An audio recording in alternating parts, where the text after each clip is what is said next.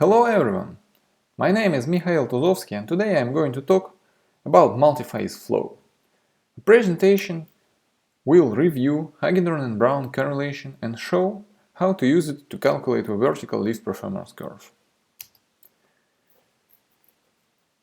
What is the Hagedorn and Brown correlation? It's a multi-phase flow correlation typically used to calculate the VLP curves for the oil wells. This is reference to the original paper by the Hagedorn and Brown we will be using today a lot. Okay, now let's get started with the VLP curve. What is a VLP curve? Vertical lift performance or VLP curve is a relationship between the flow rate and the pressure, showing how much pressure is required to lift a certain amount of fluid to the surface at the given wellhead pressure.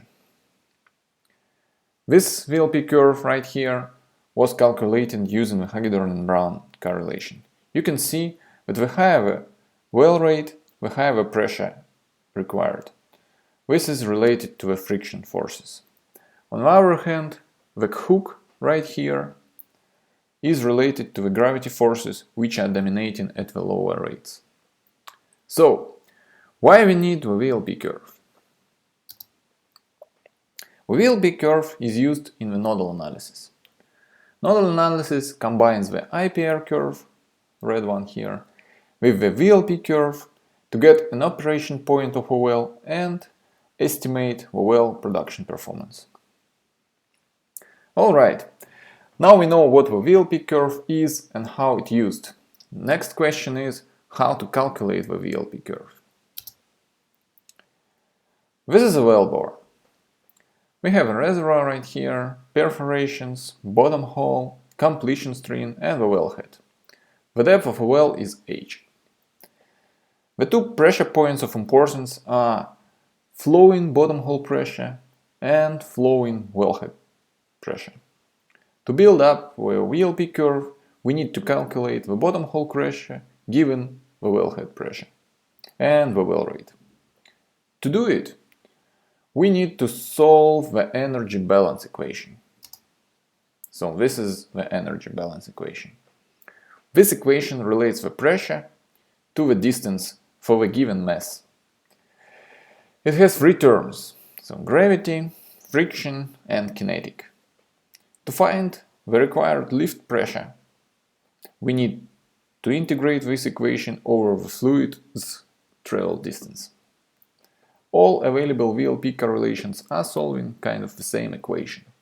The differences are usually in the way how the friction term is calculated. So let's look how the Hagedorn and Brown correlation handles this equation. Here is the same energy balance equation by Hagedorn and Brown written in the field units. You can see the same three terms again, so gravity, friction and kinetic term. However, the main feature of a Hagedorn and Brown correlation is the liquid holdup right here. The liquid holdup is a fraction of the liquid volume in the pipe over the pipe volume. Hagedorn and Brown relating liquid holdup to the pressure losses arising from the slippage between the phases. Once you know the HL, you can calculate the average mixture density and solve this equation. So, what we did to calculate HL? HL is simply a best fit curve over the test data cloud acquired during the experiments. Here you can see a cloud of test data and the correlation of HL, liquid hold-up factor, versus the dimensional group right here. We will look at more detail on how to calculate HL later in the presentation. And next, let's see how the experiments were performed. So, experiments were held on a test well in Dallas, Texas. Here is a surface layout and the well bore. Liquid rate and GOR were varied and the pressure gradient in the well bore was measured by these gauges right here. 475 tests and 2000 905 pressure points in total was gathered and analyzed. And in 1965, the paper was published in the GPT journal. Now we're ready to see how the Hagedorn-Brown correlation actually works. Remember the well bore and the equation we need to solve. So we need to find the bottom hole pressure from the wellhead pressure and rate. First, we create steps. So from 0 to ROF, we divide this interval on liquid rate steps, and we divide H in different intervals of delta H. So when we finished with the steps, we follow the flow diagram here. So starting from the wellhead pressure right here, for each delta H, we assume delta P. Then for this interval, so for each wellhead pressure, we assume delta P. And so for this interval, we calculate the liquid holdup and the mixture density and calculate delta P from the equation below. If the assumed delta P is not equal to the calculated one, we repeat the cycle until it did. And so when we continue for the next delta H until we reach the bottom hole and finally get the flowing bottom hole pressure. This is a classic iterative approach for solving such kind of equations.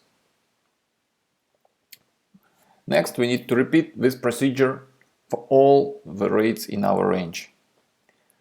And finally, we can get the VLP curve right here. That's it. This is how Hagedorn and Brown method works.